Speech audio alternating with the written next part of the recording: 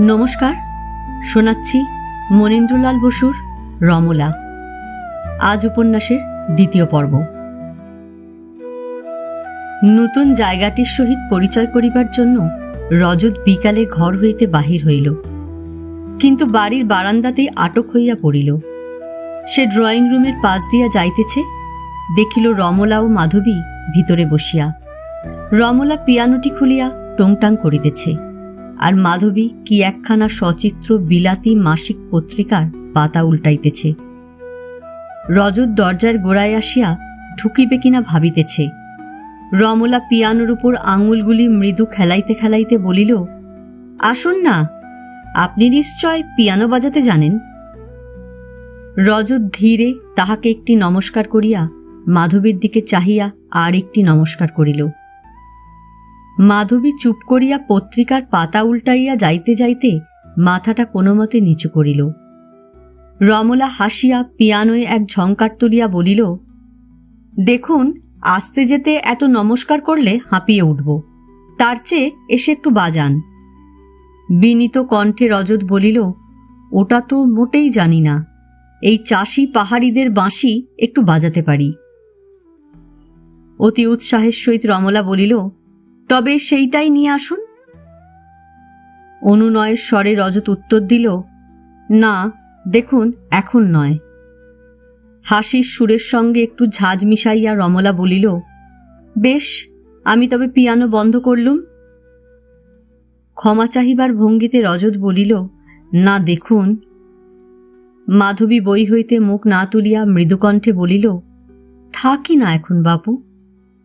একটু কড়া সুরে রমলা বলিল, না, আপনার সঙ্গে ঝগড়া, পিয়ানো বাজানো শুনতে এসেছিলেন। আর বাধা দিয়া রজত হাসিয়া বলিল, আর আপনি তো কাল বাঁশি শুনেছেন। তা হবে না। স্থির কণ্ঠে বলিয়া রমলা সশব্দে পিয়ানো বন্ধ করিয়া গম্ভীর মুখে চুপ করিয়া বসিল। রজত অতি অপ্রতিভ হইয়া কি করিবে ভাবিতে না পারিয়া উঠিয়া দাঁড়াইল। মাধবী কয়েকখানা ছবি উল্টাইয়া ধীরে ধীরে বলিল, পারবেন না আপনি ওর সঙ্গে, ভালোয় ভালোয় বাঁশিটা নিয়ে আসুন। রজত ধীরে ধীরে দরজার দিকে অগ্রসর হইতেই রমলা পিয়ানো খুলিয়া এক ঝংকার দিয়া হাসি মাখা সুরে বলিল, আচ্ছা থাক, বাঁশিটা রাতের জন্য রইল। রজত তবু দ্বার প্রায় পার হইল দেখিয়া সে একটু তীক্ষ্ণ কণ্ঠে বলিল, আসুন, এখন বাঁশি শুনব না, দরকার নেই। তারপর সে আপন মনে পিয়ানো বাজাতে শুরু করিল। নারীর, বিশেষত তরুণীদের অন্তরের লীলা চির রহস্যের, এ কথা রজত জানিত। আজ তাহার সত্যতা চোখের সম্মুখে প্রমাণিত হইল দেখিয়া অবাক হইল না। তাহার কবি বন্ধু ললিতের কথা মনে পড়িল। নারী হচ্ছে পুরুষের কাছে এক জীবনজোড়া জিজ্ঞাসার চিহ্ন। নীল সমুদ্রের মতো অতল, সন্ধ্যার রক্ত মায়ার মতো চঞ্চল। ওদের সম্বন্ধে কোনো থিওরি তৈরি করো না। বুদ্ধি দিয়ে এ চির রহস্যময় যন্ত্রটিকে বুঝতে যেও না, পারবে না। প্রতিক্ষণে এর নবনব রূপ। প্রেমের সহিত স্পর্শ করো, যখন সে সুরে আঘাত করবে তার যেমনই হোক ঝংকার ঠিক পাবে। নারী সেতারকে বুঝতে যেও না, প্রেমের হাতে আনন্দে বাজাও। কোনো প্রকারে বুঝিতে চেষ্টা না করিয়া সে দেখিতে বসিল। তাহাদের পিছনে খোলা জানলা দিয়া অবারিত মাঠ আর উন্মুক্ত আকাশ দেখা যাইতেছিল। সেই নীলাকাশের রক্তিমাভ পটে দুই তরুণী বন্ধু যেন ছবির মতো আঁকা। বিশ্বশিল্পী দুইজনকেই সুন্দর করিয়া গড়িয়াছে বটে, কিন্তু একজনকে অতি আশ্চর্য কৌশলে গড়া শেষ করিয়া ফেলিয়াছে। আর একজনকে নিখুঁতভাবে গড়িলেও গড়া তার শেষ হইতে চাহিতেছে না। মাধবী যেন কোনো গ্রিক ভাস্করের গঠিত মূর্তি। তাহার যৌবন পুষ্পিত তনু বসন্ত ব্রততির মতো পরিপূর্ণ, কিন্তু টলমল করিতেছে না। তাহার দেহের বর্ণ স্থির দামিনীর মতো, স্বচ্ছ স্নিগ্ধ প্রস্তরের শুভ্রতার মতো। প্রতি অঙ্গ সুগঠিত, কোথাও সৌন্দর্যের রিক্ততা নাই। তাহার নাক, চোখ, ঠোঁট, মুখ হিসাব করিয়া সাজানো। প্রতি অঙ্গের সহিত প্রত্যেক অঙ্গভঙ্গির চমৎকার সামঞ্জস্য। এ মূর্তিমতী পূর্ণিমা, মনকে মুগ্ধ করে বটে, কিন্তু মত্ত করে না। আর রমলাকে দেখিলে মনে হয় এ শিল্পীর তুলিতে আঁকা সুন্দর ছবি।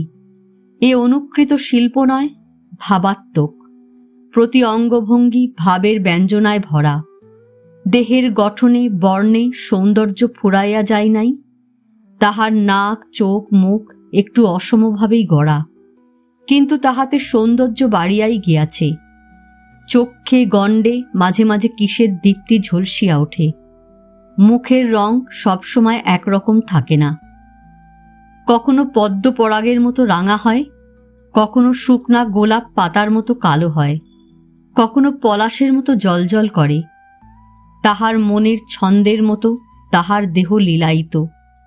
সবচেয়ে সুন্দর তাহার সারঙ্গ নয়ন, কখনো হাসির আলো, কখনো স্বপ্নের মায়া, কখনো দিঘির কালো, কখনো মেঘের ছায়া।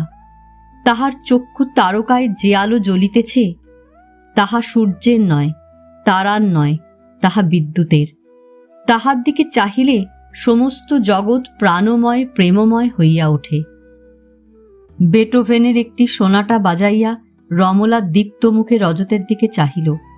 রজত উদ্দীপ্ত কণ্ঠে বলিল, ভারী সুন্দর, আর একটা বাজান না? বাজাচ্ছি। মাধু, তোর গানের বইগুলো কোথায়? ওপরে আছে বোধহয়। তোর তো বেশ হাত পিয়ানোতে, তোর কাছে রোজ শিখলে হয়। তুমি তো শিখছিলে এখানকার কোন মেমের কাছে। সে আর বলো না, আনবো নাকি ওপর থেকে? থাক, আমি এমনিই বাজাচ্ছি, ভুল হলে কেউ তো আর ধরতে পারছে না। বলিয়া কৌতুক ভরা চোখে রজতের দিকে চাহিয়া বেটোভেনের এক ঝড়ের গান বাজাইতে শুরু করিল। নির্নিমেষ নয়নে রজত এই পিয়ানো বাদিনীর দিকে চাহিয়া রহিল। এ যেন একটা সুরের ছবি।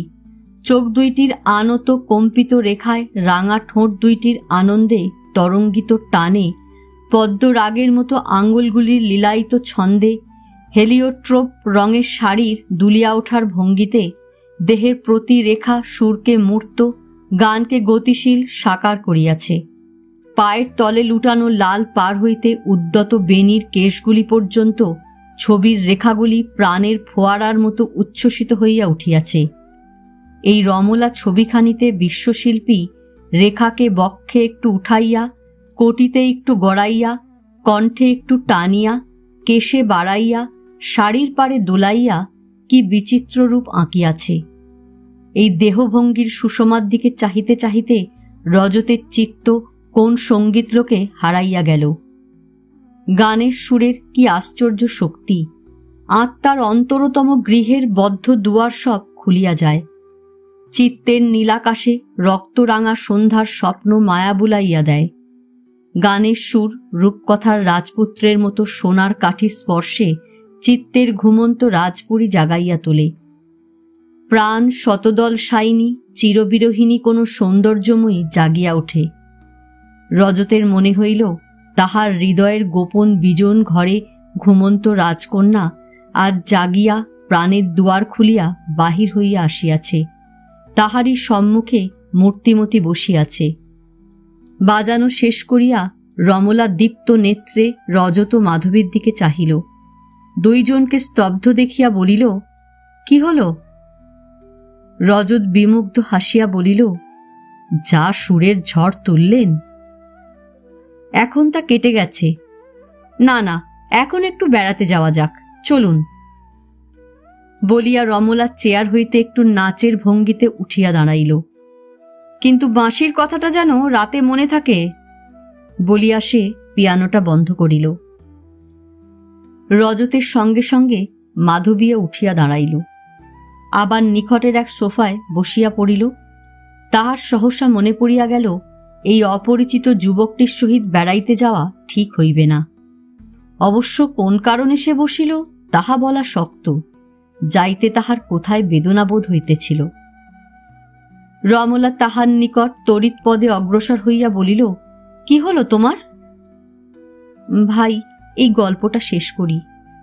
নাও, এই সন্ধ্যাবেলা তোমার গল্প শেষ করতে হবে না বলিয়া রমলা বায়োস্কোপের ম্যাগাজিনটা টান মারিয়া কার্পেটে ফেলিয়া দিল। রমলার সঙ্গে বেড়াইতে যাইবার মতো শক্তি রজত মনের মধ্যে খুঁজিয়া পাইতেছিল না। সে পাশের দরজা দিয়া ধীরে ঘরের দিকে যাইতেছে দেখিয়া রমলা একটু বিস্মিত নয়নে চাহিয়া বলিল, কোথায়? দীনভাবে রজত বলিল, ঘরে একটু কাজ আছে। একটু তিক্ত কণ্ঠে রমলা বলিল, আচ্ছা। এসব ঢং সে মোটেই সহিতে পারে না। বারান্দার কোণে কাজী সাহেব চুপ করিয়া বসিয়া সন্ধ্যার আলোয় পাহাড়গুলির দিকে তাকাইয়াছিলেন। রমলা ছুটিয়া গিয়া প্রায় আলখাল্লাটা টানিয়া বলিল, চলো তো কাজী সাহেব। উদাস সুরে কাজী সাহেব বলিলেন, কোথায়? দীপ্ত কণ্ঠে রমলা বলিল, চলো না, আমরা বেরিয়ে এসে এমন বেড়ানোর গল্প বলবো। তারপর সোনার চুরির ঝঙ্কার তুলিয়া কাজী সাহেবের হাত ধরিয়া টানিতে টানিতে সিঁড়ি দিয়া নামিয়া রাস্তার দিকে চলিল। রজত ঘরে যাইবে বলিয়া বাহির হইল বটে, কিন্তু তাহার ঘরে যাওয়া হইল না। পথেই চাকর মনিয়া আসিয়া জানাইল, সাহেব ডাকিতেছেন। দোতলায় যোগেশবাবুর লাইব্রেরিতে মনিয়া লইয়া গেল। ইজি চেয়ারে হেলান দিয়া শুইয়া যোগেশবাবু একখানা বই পড়িতেছিলেন। রজত প্রবেশ করিতেই বইখানি টেবিলে বইয়ের গাদায় রাখিয়া চশমাটা খুলিয়া বলিলেন, আসুন, আমি ভাবছিলুম আপনি বেড়াতে গেছেন। নমস্কার করিয়া রজত জানলার কাছে এক চেয়ারে বসিল। ধীরে ধীরে বলিল, না, এই বেরোচ্ছিলুম। বেশ বেড়াবার জায়গা। কেমন লাগছে আপনার? খুব সুন্দর লাগছে। কলকাতার ধোঁয়া খেয়ে খেয়ে তো। হ্যাঁ, আমারও জায়গাটা ভারী পছন্দ। এই ধরুন রিটায়ার করে 5 বছর হয়ে গেল বরাবরই এখানে আছি। তবে গ্রীষ্মকালটা কোনো হিলে চলে যেতে হয়। 5 বছর আছেন? হ্যাঁ, একবার বেড়াতে এসে আমার স্ত্রীর এ জায়গা ভারী পছন্দ হয়েছিল, তাই পেনশন নিয়ে এইখানেই বাড়ি করলুম। তা তাকে আর এ বাড়ি ভোগ করতে হলো না। এসে প্রথম বছরেই মারা গেলেন। ওই যে পাশের ঘরটা, ওই ঘরটায়, ওটা বন্ধই থাকে। বৃদ্ধের গম্ভীর কণ্ঠ উদাস হইয়া উঠিল। তাঁর শুভ্র ভ্রুর তলায় গ্রন্থপাঠ ক্ষীণ বড় বড় কালো চোখ জল ছলছল হইয়া আসিতেছে দেখিয়া রজত কথার ধারাটা অন্যদিকে চালাইবার পথ খুঁজিতে লাগিল। কিন্তু কিছু বলিতে না পারিয়া চুপ করিয়া বসিয়া রহিল। বৃদ্ধ আপনাকে দমন করিয়া ধীরে বলিলেন, ওই মা হারা মেয়ে আমার মা হয়ে আছে। কোথায় মাধবী মা? তিনি নিচে আছেন। আচ্ছা, থাক। আপনার কোনো ছেলে নেই? ছেলে? কি জানো বাবা, তাদের সংসার হয়েছে। বুড়ো বাপের সঙ্গে কি সম্বন্ধ বলো? হ্যাঁ, আছে বই কি। এক ছেলে রাওয়ালপিন্ডিতে ডাক্তার, আর এক ছেলে সিমলা সেক্রেটারিয়েটে আছে। আর মেয়েই বা কি আপন বলুন? মেয়েকেও তো পরের ঘরে পাঠাবার জন্য মানুষ করা। তাহলেও সে মেয়ে। এই ঘর ভরা বই দেখছেন, এই বই আর মাটিকে নিয়ে বেঁচে আছি। যাক, আপনাকে ডেকে পাঠালাম। আপনার ছবি ভারী ভালো লেগেছে। তুলির টানগুলো দিয়েছেন যেমন বোল্ড, তেমনি আইডিয়ায় ভরা। ভাবলুম কত রাজ্যের বই কিনে তো টাকা শ্রাদ্ধ করছি, দেশের একজন আর্টিস্টের একটু সাহায্য করা যাক। তাই আমি আপনার ছবি যথাসাধ্য ভালো করেই আঁকব। ছোটবেলা থেকেই ছবি আঁকার শখ, সারা জীবন যদি রাখতে পারি। হ্যাঁ, ছবি এঁকে এদেশে পেট চলা মুশকিল।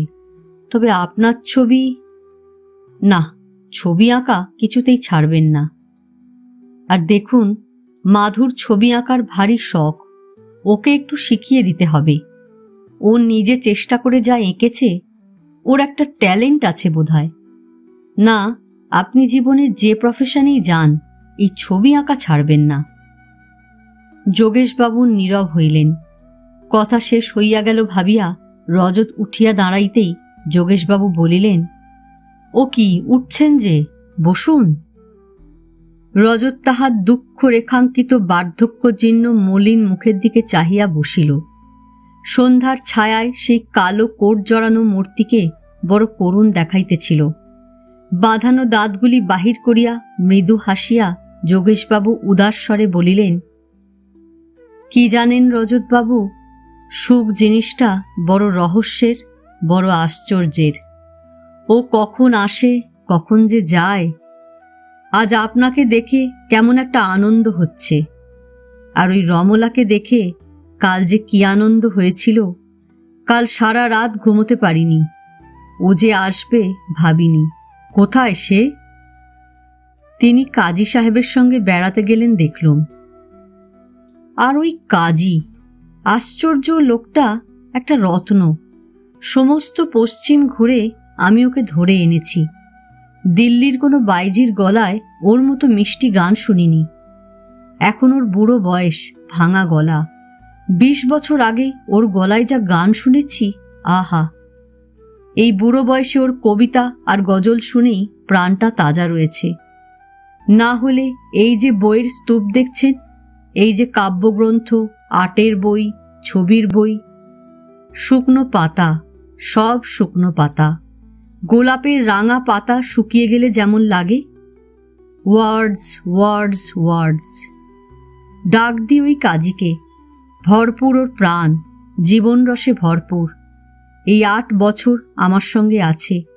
কোনোদিন দেখিনি কাজী বলছে ভালো লাগছে না। বলিতে বলিতে আবার বৃদ্ধ থামিয়া গেলেন। বাহিরে সন্ধ্যার অন্ধকার ঘনাইয়া আসিতেছে। সামনের পাম গাছগুলি একটু মৃদু দুলিতেছে। ঘরটা যেন কি রহস্য মায়ায় ভরা। বৃদ্ধ বলিয়া উঠিলেন, কি বলছিলুম?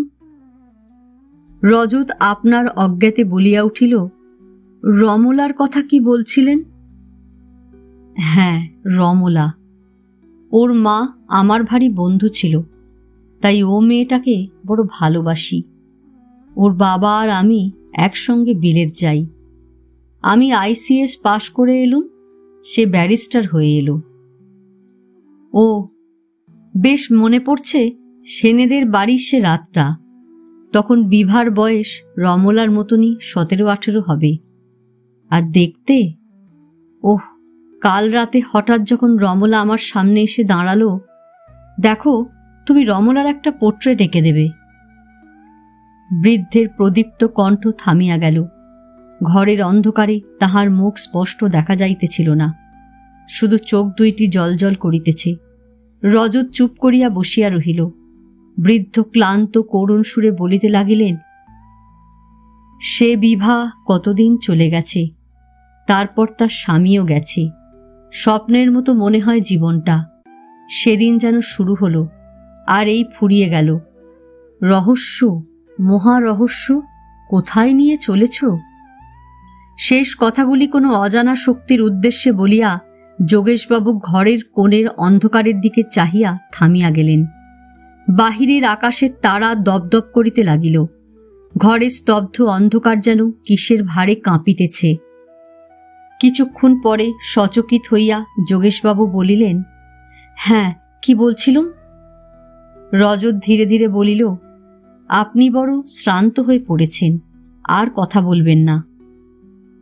করুণ হাসিয়া বৃদ্ধ বলিলেন, শ্রান্ত নয় বাবা, পঙ্গু হয়ে পড়েছি এই বাতে।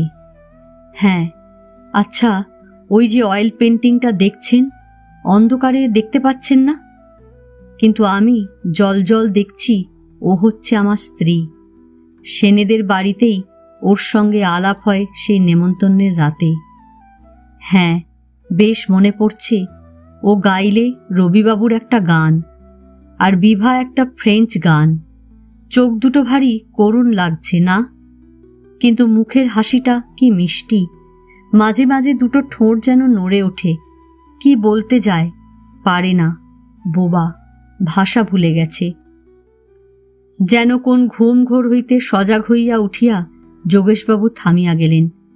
রজত শ্রোতারূপে বসিয়া থাকিলেও যোগেশবাবুর কণ্ঠস্বরে ও দেহের ভঙ্গিতে কাতর হইয়া পড়িতেছিল। সে মৃদুস্বরে বলিল, আপনি বড় শ্রান্ত হয়ে পড়েছেন, চলুন একটু বাইরের হাওয়ায়।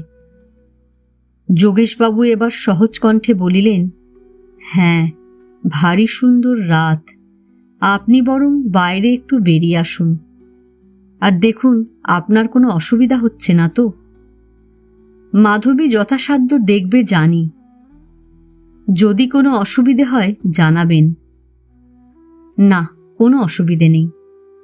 ধীরে মাধবী ঘরে ঢুকিয়া পিতার চেয়ারের পাশে দাঁড়াইয়া অতি মৃদুকণ্ঠে ডাকিল, বাবা। কি মাধু, কি মা? চলো একটু বারান্দায় বেড়াই। যোগেশবাবুর চোখ আবার যেন ঘোলাটে হইয়া আসিল। অস্বাভাবিক কণ্ঠে তিনি বলিলেন, আচ্ছা মাধু, বিভা মরার আগে কি বলেছিল জানিস? কাতর কণ্ঠে মাধবী বলিল, জানি বাবা, তুমি ওঠো। রজত ধীরে ঘর হইতে বাহির হইয়া অন্ধকার বারান্দায় আসিয়া দাঁড়াইল। তাহার কানে যোগেশবাবুর করুণ কণ্ঠ আসিল। বলেছিল সে আমাকে ভালোবাসে। মাধবীর প্রদীপ্ত কথাগুলি কানে আসিল। বাবা চলো, তুমি আজ বড্ড বেশি পড়েছ। আবার যোগেশবাবুর ক্লান্ত করুণ স্বর, আর তোর মা বলেছিল। আবার মাধবী কান্নার সুরে ডাক, বাবা। আবার যোগেশবাবুর উদাস সুর, আমি কি তোকে ভালোবাসি না মা? রজত সিঁড়ির দিকে অগ্রসর হইল, কিন্তু মাধবীর দীপ্ত তীক্ষ্ণ কণ্ঠ কানে আসাতে থামিয়া গেল। কে কে দিয়েছে? কে দিয়েছে আবার বোতল বের করে? মনিয়া, হতবাগা ছোঁড়া। না না না মা, মনিয়া নয়, আমি নিজে। ঝনঝন করিয়া কাঁচের গেলাস ভাঙার শব্দ হইল। যোগেশবাবুর কণ্ঠ, ও তুমি কেঁদো না, তুমি কেঁদো না। ও পুয়ার ডিয়ার, ডিয়ার। ওই তোর মা কি বলছে জানিস? আমায় তো সারা জীবন জ্বালিয়েছ, আমার মেয়েকে জ্বালিও না। তোকে আমি কি কষ্ট দিই মা? বাবা চলো বাইরে। পাগলের মতো যোগেশবাবু বলিতেছেন, ও ও ঘরের দরজাটা কে খুলেছে? বন্ধ করে দিয়ে এসো। না না, আসতে দিও না, তালা ভেঙে আসবে। একটা গেলাস ভাঙার শব্দ হইল। এবার মাধবীর ধীর কণ্ঠ, বাবা একটু স্থির হয়ে শো। রজত বাহিরে আর দাঁড়াইয়া থাকিতে পারিল না। লাইব্রেরির দিকে অগ্রসর হইতে মাধবী তাহার দিকে অগ্রসর হইয়া বলিল, আপনি নিচে যান। কাজী সাহেব যদি থাকে পাঠিয়ে দেবেন কাজীকে। রমলা যেন না আসে, শিগগির যান। ধীরে রজত সিঁড়ি দিয়া নামিতে লাগিল। কান্না ভরা সুরে মাধবীর ডাক কানে আসিল, বাবা। কাজী সাহেবকে ধরিয়া লইয়া বেড়াইতে বেড়াইতে রমলা এক ছোট নদীর ধারে গিয়া পড়িল। শীর্ণা স্রোতধারা অতি ঝিরিঝিরি বহিতেছে। বালির উপর কতকগুলি বড় বড় কালো পাথরের স্তূপ। তাহারই উপর দুইজনে গিয়া বসিল। দূরে পাহাড়ের আড়াল দিয়া সূর্য অস্ত যাইতেছে। সূর্যের রক্তাভা নদীর জলে ঝিলিমিলি। বালির উপর চিকিমিকি করিতেছে। অতি মৃদু বাতাস বহিতেছে। নদীর স্থির জলে বালি ছুঁড়িতে ছুঁড়িতে রমলা বলিল, কাজী সাহেব। পশ্চিম আকাশের দিকে চাহিয়া কাজী বলিলেন, কি রমলা মা? আচ্ছা কাজী, তোমার দেশ কোথায়?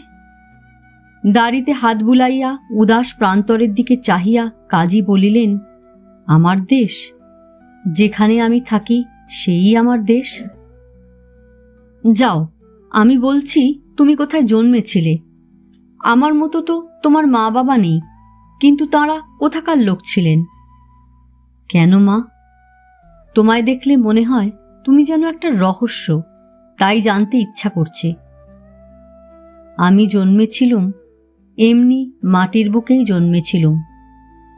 যাও, বলবে না? তাহলে তোমায় কখনো পিয়ানো শোনাবো না, পাকা চুলও তুলে দেব না।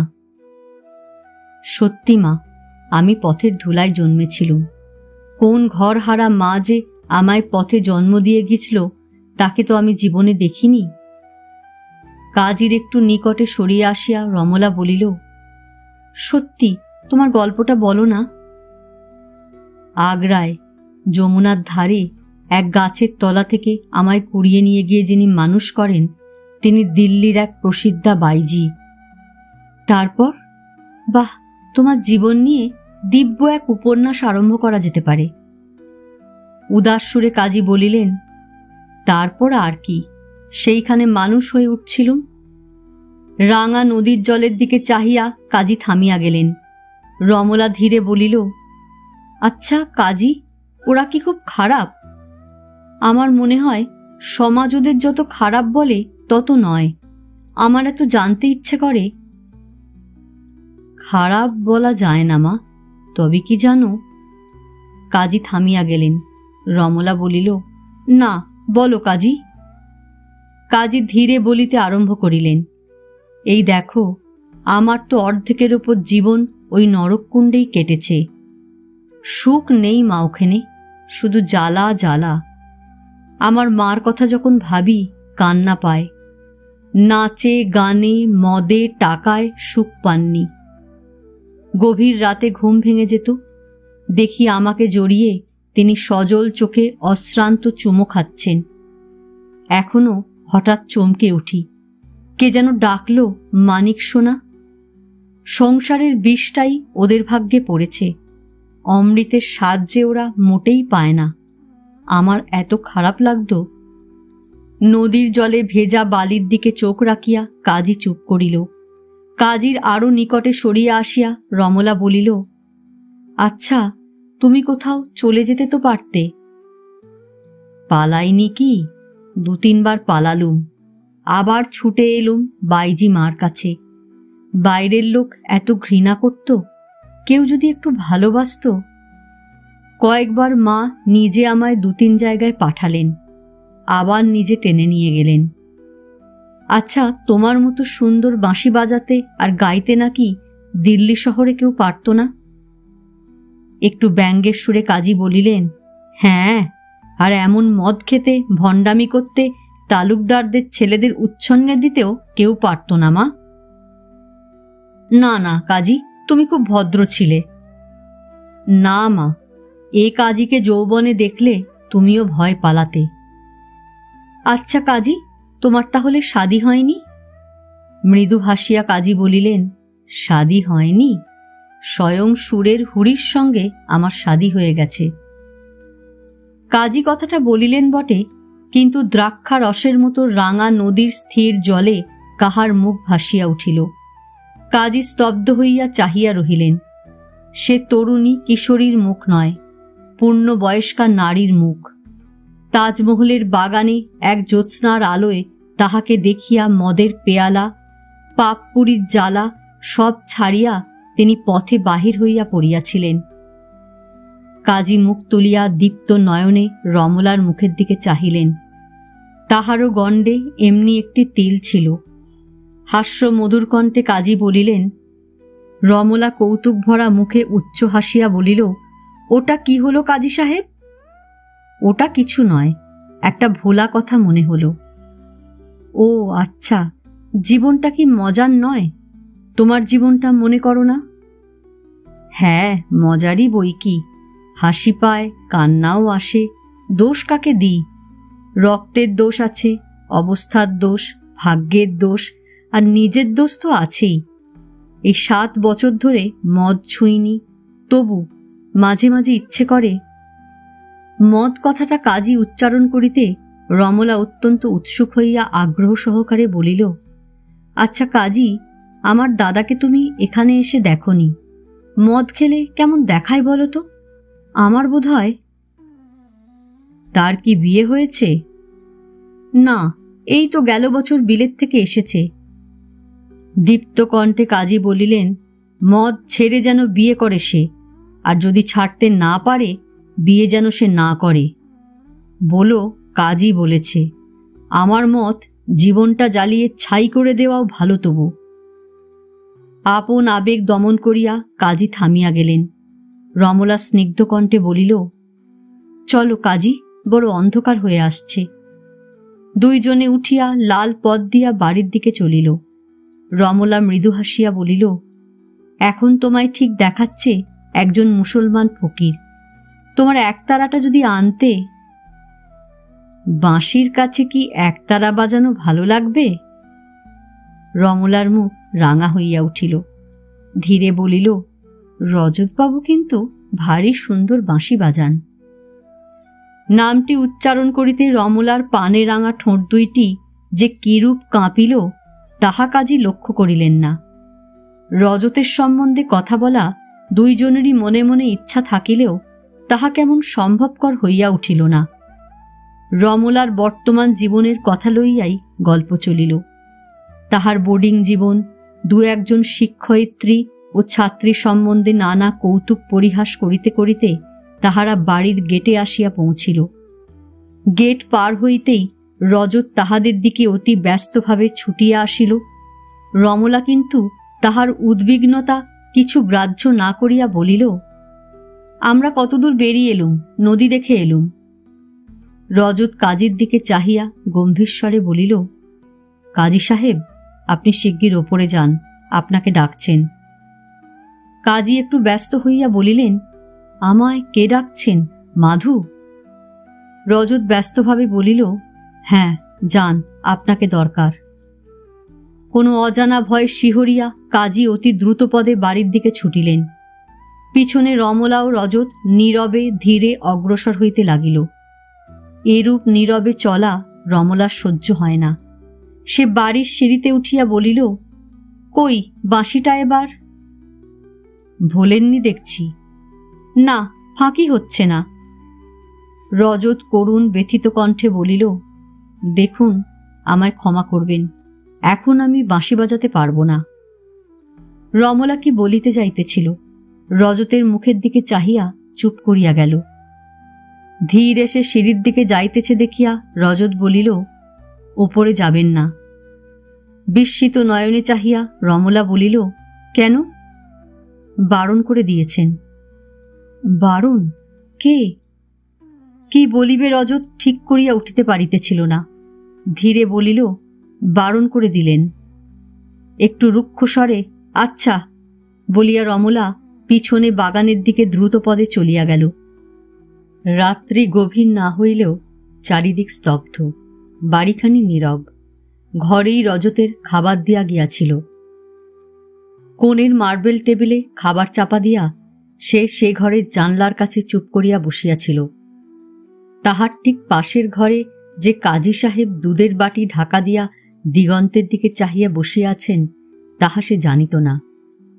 ধীরে এক টিন সিগারেট ও তাহার বাঁশি লইয়া রজত ঘর হইতে বাহির হইল। বাহিরে শুক্লা দ্বাদশীর চন্দ্র হইতে স্নিগ্ধ জ্যোৎস্না চারিদিকে ঝরিয়া পড়িতেছে। লাল পথে অভ্রের কুচিগুলি ঝকমক করিতেছে, একটু বাতাস বহিতেছে, গাছগুলি যেন নীরবে ভিজিতেছে। রজত ভাবিল, বাড়ির সবাই ঘুমাইয়া পড়িয়াছে। সে জানিত না খানসামা আর চাকর মনিয়া ছাড়া সবাই নিজ নিজ ঘরে বিনিদ্র রজনী কাটাইতেছে। ধীরে সে সামনের টেনিস কোর্ট পার হইয়া কয়েকটি কসমসের শাড়ি ছাড়াইয়া বড় রাস্তার নিকটে এক কালো পাথরে বসিয়া সিগারেট ধরাইল। ধীরে একটু বাতাস বহিয়া পিছনের ফুল গাছ দোলাইল। কি ফুলের গাছ তাহা সে দেখিতে পাইতেছিল না, শুধু বাতাসে অজানা ফুলের মাদক গন্ধ আসিল। ওই পুষ্পলতার মতো তাহার মনও এই জ্যোৎস্নাতে দুলিতেছে। কাহার সৌরভ তাহার অন্তর এমন উন্মনা করিয়াছে? চুপ করিয়া ভাবিতে চেষ্টা করিতেছিল। সব চিন্তা যেন গোলমাল হইয়া গিয়াছে।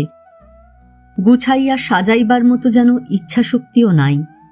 সিগারেট অর্ধেক খাইয়া ফেলিয়া দিল, আর একটা ধরাইল। গিরি ঝর্ণার মতো চঞ্চলা কলহাসিনী এইরূপ তরুণীর সহিত এই প্রথম পরিচয়। ইহাকে সে ঠিক বুঝিয়া উঠিতে পারিতেছিল না। নারী হৃদয়ের রহস্যলোক যে প্রদীপের আলোয় উজ্জ্বল হইয়া ওঠে সে প্রেমের প্রদীপ। সেই অগ্নিশিখায় কি তাহার হৃদয়ে জ্বলিতেছে? প্রেমেই নারীকে বোঝা যায়। তবু সারা জীবন পাশাপাশি থাকিয়া সঙ্গী তাহার সঙ্গিনীকে চিনিতে পারে না কেন? বন্ধু ললিতের কথা মনে পড়িল। সে বলে, যদি কোনো নারীর পরিপূর্ণ সৌন্দর্য অনুভব করতে চাও, তার অন্তরের অপরূপ মায়ালোকে প্রবেশ করতে চাও, তবে প্রথম তাকে ভালোবাসো। রজতের মনে হইতেছিল তাহার জীবনধারা এই বাড়ির তটভূমিতে আঘাত খাইয়া যে কোনো নূতন দিকে প্রবাহিত হইবে। সে ভাবিতেছিল জীবনের মূল সমস্যাটা কি, বাস্তবিক কি চাই, নিছক আত্মসুখ অথবা পরের মঙ্গল অথবা আর্টের উন্নতি অথবা যতীন যাহা বলিয়া গেল, সায়েন্স, সিভিলাইজেশন, মানবের কল্যাণ, তাহার জীবনের সত্য কাজ কি? এই যে বৃদ্ধ আইসিএস, এই যে প্রৌঢ় গায়ক, ইহাদের জীবনের সার্থকতা কোথায়? এই দুই তরুণী আর তাহার মতো কত যুবক তাহাদের শৈশব কৈশোরের রূপকথার নদীগুলি পার হইয়া রঙিন পাল তুলিয়া সম্মুখে উচ্ছল জীবন সমুদ্রে যৌবনতরী ভাসাইয়া দিয়াছে। কোন দিকে তরি বাহিতে হইবে? কোন দিকে? কোন পরমাশ্চর্য জীবনী শক্তি কি তাহাদিগকে অন্ধের মতো আপন খুশিতে প্রখর ঘটনাস্রোতে টানিয়া লইয়া যাইবে? আপন তরুণ স্বপ্ন কি যৌবন শক্তি দিয়া জীবনের সফল করিয়া তুলিতে পারিবে? এই পাহাড়ের মালা ও তরঙ্গায়িত লাল মাটির দিকে চাহিয়া তাহার বৈজ্ঞানিক মামার কথা, পৃথিবীর বিবর্তনের ধারার কথা মনে পড়িল। কোন জীবনী শক্তি এক অগ্নিময় পিণ্ড হইতে এই শ্যামলা সুন্দরী পৃথিবী সৃষ্টি করিয়া চলিয়াছে। যুগে যুগে কত রূপে তাহার কত প্রকাশ, কত কুৎসিত বিভৎস বীজাণু হইতে আরম্ভ করিয়া সুন্দরী নারীর দেহ সে গড়িয়া চলিয়াছে। কেন্ন কেঁচো হইতে গোলাপ ফুল, ডিপ্লোডোকাস, টাইটানোথেরাস, টেরাবেলোডন হইতে আরম্ভ করিয়া কত রকম মাছ, পাখি, পশু, মানুষ, পৃথিবীর পর্বে পর্বে কত জীবনমূর্তি সৃষ্টি করিয়া সে চলিয়াছে। একদিকে সে যোদ্ধা, রক্তচক্ষু, ক্ষুধার্ত, লালসা পীড়িত, তাই গাছের কাঁটা, বাঘের নখ, হাতির দাঁত, গন্ডারের চামড়া, সাপের জিহবা, আবার পাথরের বর্ষা, লোহার বল্লম, তীর, বন্দুক, কামান, বারুদ। আর একদিকে সে প্রেমিক, ভোগ করিতে চায়, তাই গোলাপ ফুল, রাঙা পালক, আর নারীর আঁখি, শিল্পীর তুলি। এই পৃথিবীর সৃজন ধারায় তাহার কোথায় স্থান, তাহার কি কাজ? বন্ধুর কথা তাহার মনে পড়িল। সে বলে, প্রতি জীবনের কাজ হচ্ছে আপনাকে বিকশিত করা। ধর্ম কি? সবার ধর্ম সমান নয়, সবার মুক্তিপথ এক নয়। কারো ধর্ম ছবি আঁকা, কারো ধর্ম লোহা পেটা, কারো ধর্ম বাঁশি বাজানো, কারো ধর্ম ইঞ্জিন চালানো, কারো কাজ ধ্যানে বসা, কারো কাজ লাঙল চষা, কারো কাজ সেবা করা, কারো কাজ যুদ্ধে মরা। জগতে সত্য বীর কে? জীবন যে সত্যই কি তা সে জানে, তার দুঃখ বেদনা জেনেও তাকে ভালোবাসে। আজ এই জ্যোৎস্না রাত্রে রজতের চিন্তাগুলি এমনি এলোমেলোই আসিতেছিল। সাধারণত সে এত ভাবে না, চোখে চাহিয়া উপভোগ করাটাই তাহার প্রকৃতি। কিন্তু আজ এই দুইটি তরুণী তাহার অন্তরের কোনো গোপন দুয়ারে আঘাত করিয়াছে। সে জীবনটা বুঝিতে চাহিতেছে। যৌবনে একটা সময় আসে যখন নাস্তিকতা মোহের মতো তরুণ চিত্তকে আচ্ছন্ন করে। এই ঈশ্বরে অবিশ্বাস মনের কোনো অসুস্থতা বা বিকৃতির লক্ষণ নয়, এ উচ্ছল যৌবন শক্তির নব সৃষ্টি শক্তিরই লক্ষণ।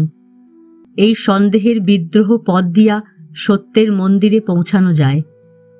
রজতের মনে কিছুদিন ধরিয়া এরূপ এক নাস্তিকতা পাইয়া বসিয়াছিল, কিন্তু এ মাধবী রাত্রে তারাভরা আকাশের স্নিগ্ধ প্রশান্তির দিকে চাহিয়া তাহার মনে হইতেছিল, ঈশ্বর আছেন কি নাই তাহাতে কিছুই আসে যায় না। এই যে রূপের ঝর্ণা, এই যে রসের ফোয়ারা, এই যে অপরূপ রঙের ঝোড়া নিরন্তর ঝরিয়া পড়িতেছে, দুই চক্ষু ভরিয়া আনন্দে অহর্নিশি পান করো। এই চাঁদের আলো যেন কাহার হাসির অমৃত ধারা। সে যাহা কিছু দেখিতেছে, যাহা কিছু স্পর্শ করিতেছে, সবার পিছনে সে আনন্দ হাসি উছলিয়া উঠিতেছে। এ জ্যোৎস্না রাত্রেই তাহার শিল্পী প্রাণকে স্পর্শ করিল। মোনালিসার মুখের চিররহস্যময় আনন্দ হাস্যের মতো আজ এ নীলাকাশ ভরিয়া কাহার হাসি। সেই হাসির সুরে শুষ্ক রুক্ষ রক্ত মাটি হইতে সবুজ তৃণমুখ দুলিতেছে, গাছে গাছে ফুল রঙিন হইয়া উঠিতেছে, পাহাড়ে পাহাড়ে ঝর্ণার মৃদঙ্গ বাজিতেছে। মানুষ কি? সে কি সত্যই অমর আত্মা, অমৃতলোকের যাত্রী, না সে বীজাণু, এক জীবকোষ, মৃত্যুতে মাটিতে হাওয়ায় মিশিয়া যাইবে? এসব ভাবিবার দরকার নাই। আজ রজত যাহা দেখিতেছে, যাহা স্পর্শ করিতেছে, চারিদিকে কি অনাহত বীণা বাজাইতেছে, সবার পিছনে কাহার হাসির রঙের ধারা। বিশ্ব শতদল লীনা অনন্ত উর্বশীর জ্যোৎস্না হাসির দিকে চাহিয়া রজত বাঁশিটি মুখে তুলিল।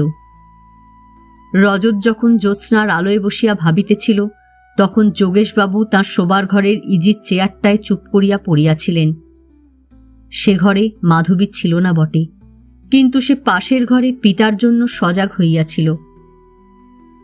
জানলার কাছে ইউক্যালিপটাস গাছের পাতায় চাঁদের আলো করুণ চোখের মতো ঝকঝক করিতেছে। সেই দিকে চাহিয়া সে নিজ জীবনের কথাই ভাবিতেছিল। যতদিন তার মা ছিলেন ততদিন সে মনের সহজ আনন্দে বাড়িয়া উঠিয়াছে, কিন্তু তার মৃত্যুর পর স্কুল ছাড়িয়া পিতার গুরুবার বহিতে বহিতে সে যেন শ্রান্ত হইয়া পড়িয়াছে। মুক্তি পাইলে যেন সে বাঁচে, কিন্তু অন্তরের অন্তঃস্থলে পিতার জন্য এমন সুনিবিড় প্রীতি আছে যে পিতাকে ছাড়িয়াও সে যেন কোথাও থাকিতে পারিবে না। এ বাড়িতে সে তাহার সমবয়স্ক কোনো সঙ্গী বা সঙ্গিনী পায় নাই। শুধু মাঝে মাঝে রমলা ছুটির সময় আসে। বাড়িতে থাকিলেও তাহার শিক্ষার কোনো ত্রুটি হয় নাই। এক মেম শিক্ষয়িত্রী বরাবর ছিলেন। কয়েক মাস হইল তাহাকে বিদায় দেওয়া হইয়াছে। কাজী সাহেবের কাছে সঙ্গীত চর্চা হয়। পিতা ও মেয়ের পড়াশোনা মাঝে মাঝে দেখেন। তাহারই 19 বছরের জীবনে খুব কম যুবকদের সঙ্গেই আলাপ হইয়াছে। দার্জিলিং কি সিমলা কি পুরীতে গ্রীষ্মযাপনের সময় যে কয়জনের সহিত নমস্কারের আলাপ হইয়াছিল, তাহাদের কেহই তাহার মন স্পর্শ করে নাই।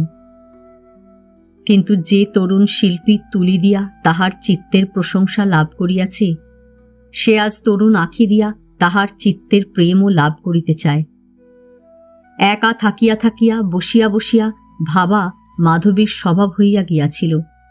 স্থিরতাই তাহার প্রকৃতি, কিন্তু চোখের জলের মতো করুণ চাঁদের আলোয় ভরা ঘরে সে আজ কেমন বারবার চঞ্চল হইয়া উঠিতেছিল। একবার চেয়ার ছাড়িয়া দাঁড়াইয়া আয়নায় নিজের মুখ দেখিল, জানলার কাছে গিয়া সুদূর দিগন্তের দিকে চাহিয়া রহিল, আবার চেয়ারে আসিয়া বসিল। মনকে বুঝাইল এ চঞ্চলতার কারণ তাহার পিতা। কাল রাত্রে এমনি সময় রমলাকে দেখিয়া তাহার পিতা অত্যন্ত উত্তেজিত হইয়া উঠিয়াছিলেন। তাহার ভয়ই হইয়াছিল। সে অবশ্য জানিত তাহার পিতা রমলার মাকে ভালোবাসিতেন, কিন্তু রমলা পূর্বেও তো বহুবার আসিয়াছে, কখনো তিনি এমন চঞ্চল হন নাই। আর জ্বালাময়ী প্রেম স্মৃতিকে স্নিগ্ধ করিবার জন্য মদের দরকার হয় নাই। এবার রমলা যেন একটা ঘূর্ণি হাওয়ার মতো আসিয়াছে। সে চারিদিকে গোলমাল আবর্তের সৃষ্টি করিতেছে। নানা কথার মাঝে বারবার রজতের কথাই তাহার মনে পড়িতে লাগিল।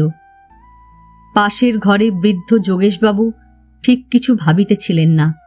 তাহার চিন্তার সুতা খালি জোট খাইতেছিল। চক্ষু দিয়া 2-1 বিন্দু জলও ঝরিয়া পড়িতেছিল। স্ত্রীর মৃত্যুশয্যায় পাশে বসিয়া যে প্রতিজ্ঞা করিয়াছিলেন মদ আর ছুঁইবেন না, সে প্রতিজ্ঞা অবশ্য রাখিতে পারেন নাই বটে, কিন্তু এমন করিয়া কোনোদিন আত্মহারা হন নাই। কাল রাত্রে যখন রমলা তাহার সম্মুখে আসিয়া দাঁড়াইল, তিনি বিভা বলিয়া ছুটিয়া গিয়া হাত ধরিয়াছিলেন।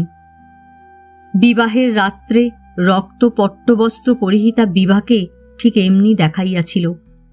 সে বিবাহে অবশ্য নবদম্পতি সুখী হয় নাই, আর তারপর তিনি যে বিবাহ করেন তাহাতেও কেহ সুখী হয় নাই। শুধু একটু সময়ের গোলমালে কতকগুলি জীবন ভাঙিয়া চুরিয়া গেল। তিনি যেদিন সন্ধেবেলা বিবাহের প্রস্তাব করিবেন বলিয়া ঠিক করিয়াছিলেন, সেই দিন প্রভাতে বিভার বিবাহের লাল চিঠি আসিল। সেই রাতে তিনি আবার মদের পেয়ালা শুরু করিলেন। তারপর পূর্ণ যৌবনে বিভা সহসা একদিন অ্যাপোপ্লেক্সিতে 3 ঘণ্টার মধ্যে মারা গেলেন। তার স্বামীও কয়েক বছর বাদে হঠাৎ নিউমোনিয়ায় মারা গেলেন। ডাক্তাররা বলিয়াছিলেন নিউমোনিয়া, মদ, ক্রিমিনাল ব্যারিস্টারের রাত্রি জেগে খাটুনি, এ ত্রাহ্য স্পর্শ হলে কেউ বাঁচাতে পারে না। আর তাঁর স্ত্রীও তো তাহার অত্যধিক মদ্যপান ও মানসিক অশান্তির জন্য অকালে মরিয়াছেন। সেই মদ আবার ছুঁইলেন কেন? জ্বালা, অসহনীয় জ্বালা। মাঝে মাঝে বিশ্বের বিরুদ্ধে মন বিদ্রোহী হইয়া উঠে, আগুন জ্বালিয়া সব পুড়াইয়া ছাই করিয়া ফেলিতে চায়। ভুলিতে চান, ভুলিতে চান। অস্পষ্ট স্বরে শুধু বলিলেন, না মাধু, আর জ্বালাব না। আবার বিভার কথা মনে জাগিতে লাগিল। যোগেশবাবুর ঠিক নিচের ঘরটিতে আর একজন প্রৌঢ় তাহার যৌবন স্বপ্ন ভাবিতেছিলেন। মরচে পড়া তাঁর ছেঁড়া পুরাতন বীণা ধুলায় ভরিয়া স্তব্ধ হইয়া পড়িয়াছিল। সহসা কিসের স্পর্শে ঝঙ্কার দিয়া উঠিয়াছে। পুরাতন মধুর গানগুলি বাজিতেছে। আজ সন্ধ্যায় রমলা কাজীর বুকের শুকনা পাঁজরগুলিতে যেন মৃদঙ্গ বাজাইয়া তুলিয়াছে। এমনি জ্যোৎস্না রাত্রে আগ্রায় এক মর্মরের প্রাসাদে বসিয়া যে সাকিকে বীণ শুনাইয়াছিলেন, সে আজ কোথায় তাহা কেহ জানে না। তখন কাজীর বয়স 17 হইবে। বারবনিতাদের বিভৎসতা অসহ্য হওয়াতে কাজী পলাইয়া এক বাঙালি ভদ্রলোকের বাড়িতে আশ্রয় লইলেন। তার মেয়েকে গান শেখাইতেন। তাহার মনে পড়িল, অর্ধরাত্রে বিনিদ্র কাটাইয়া ধীরে ধীরে উঠিলেন। সেই কিশোরীর ঘরের দিকে যাইবার জন্য উঠিলেন। ঘরের দরজা পর্যন্ত গিয়া পাশের সিঁড়ি দিয়া ভূতের মতো ছুটিয়া বাহির হইয়া গেলেন। সেই রাতে আবার তাহার বাইজি মার কাছে ফিরিলেন। তারপর জীবনে তাহার সহিত একবার দেখা হইয়াছিল, তখন যৌবনের শেষ ঘাটে। মমতাজের অনুপম মর্মর সমাধির ছায়ায় শুধু ক্ষণিকের চাউনি। সে চাউনি প্রেমের সহিত বলিয়াছিল, আর কেন, এবার ও পেয়ালা ভেঙে ফেলো। আর তো সুধা কানায় কানায় উচ্ছল হয়ে উঠবে না, শুধু গরল তলায় জ্বলবে। সেই রাতে কাজী ফকির হইয়া বাহির হইয়া পড়িলেন।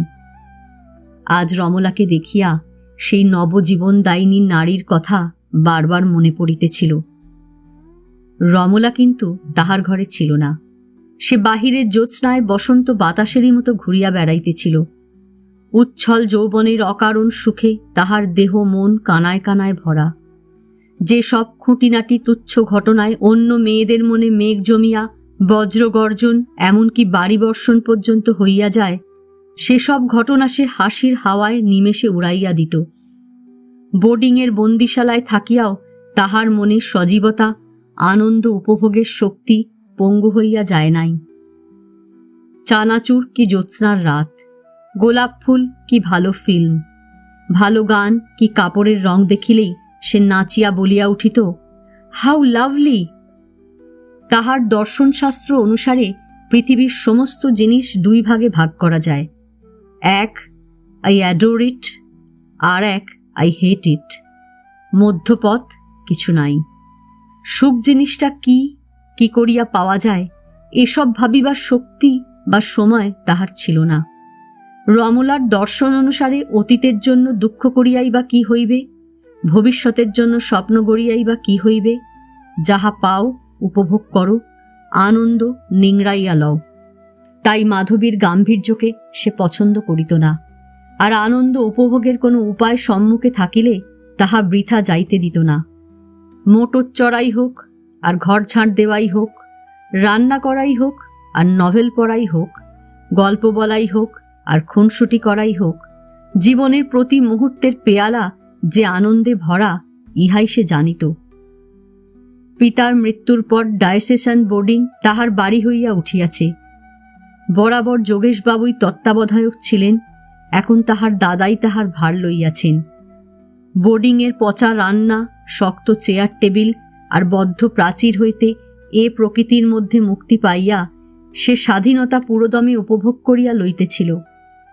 এখানকার ভেলভেটে মোড়া চেয়ারে বসিবার আরাম, সোফায় শুইয়া পড়িবার আয়েশ, আপন খুশিমতো রাঁধিয়া খাইবার সুবিধা, মুক্ত পথে যথেচ্ছ ঘুরিবার সুখ, খুশিমতো পিয়ানো বাজাইবার আনন্দ ইত্যাদি দেহ মনে সব ছোট বড় সুখে সে পরম তৃপ্তি বোধ করিতেছিল।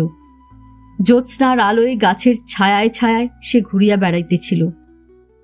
রজত অর্ধদগ্ধ সিগারেট মুখ হইতে ফেলিয়া বাঁশিটি মুখে তুলিয়া বাজাইতে আরম্ভ করিল। স্নিগ্ধ জ্যোৎস্না ধীর বাতাসে বাঁশির সুরে কাঁপিয়া কাঁপিয়া চারিদিকে ছড়াইয়া পড়িতে লাগিল।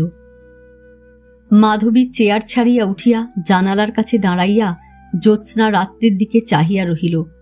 তাহার মনে হইল সাথীহারা এক কোকিলের করুণ কণ্ঠ ফুলের কুঞ্জে কুঞ্জে কাঁদিয়া কাঁদিয়া ফিরিতেছে। এ ক্ষণস্থায়ী জ্যোৎস্না সৌন্দর্য তীরে কোনো চিরব্যর্থ প্রেম তৃষ্ণা ঘুরিয়া ঘুরিয়া মরিতেছে।